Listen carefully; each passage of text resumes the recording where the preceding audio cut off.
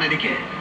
എന്റെ ജീവിതം, നിരപരാധിയായ എന്റെ ജീവിതം, അതിലെ വെളിച്ചം തല്ലിക്കെടുത്തി 6 വർഷം സെൻട്രൽ ജയിലിലെ ഇരുട്ടിലേക്ക് നിസ്സാരമായി എന്നെ വലിച്ചെറിഞ്ഞ നിന്റെ തന്തയെ നെഞ്ച് കീറി പൊളിച്ച് ചോര കുടിക്കുന്ന ഒരു സ്വപ്നം എനിക്കുണ്ടായിരുന്നു.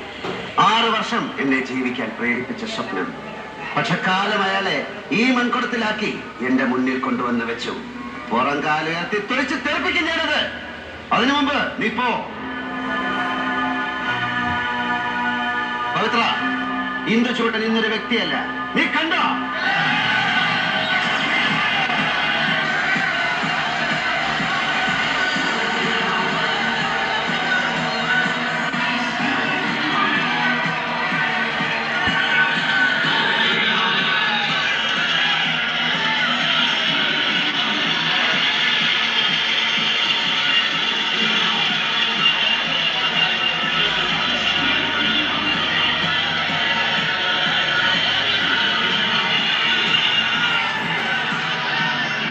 ജയിക്കാനാവില്ല.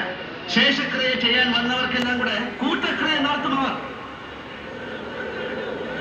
ഞാൻ തിരിച്ചു പോകുന്നു. ഈ മൺകുടം തിരികെടാത്തൊരു വിളക്കിന് മുമ്പിൽ ഞാൻ സൂക്ഷിക്കും. നിനക്കുമുണ്ടല്ലോ ജന്മം തന്ന ഒരാൾ. മരണം ഒരു നാൾ അയാൾക്കും സംഭവിക്കും. അന്ന് ഈ മണപ്പുറത്ത് നീ ബലിയിടാനായിരിക്കുമ്പോ ഞാനുണ്ടാവും. ഈ മൺകുടത്തിൽ അവശേഷിക്കുന്നത് ഇതേ പുഴയിൽ ഒഴുക്കാൻ. മോനെ ദിനേശ, അതിമോഹമാണ്, അതിമോഹം. എന്റെ അച്ഛന്റെ ചിത കത്തുന്ന കാലം വരെ നിനക്കായുസുണ്ടാകും എന്ന മോഹം. അത് തെറ്റായിരുന്നു എന്ന് ബോധ്യപ്പെടുമ്പോ നീവ. അച്ഛന്റെ കാൽവരലിലെ 2 or 3 നഖം വെട്ടിത്തരാൻ ഞാൻ കൊണ്ടുപോയി ചന്ദനമുട്ടിയിൽ വെച്ച് കത്തിച്ച് ആശ തീർക്കാം. നിനക്ക് ആശ തീർക്കാം.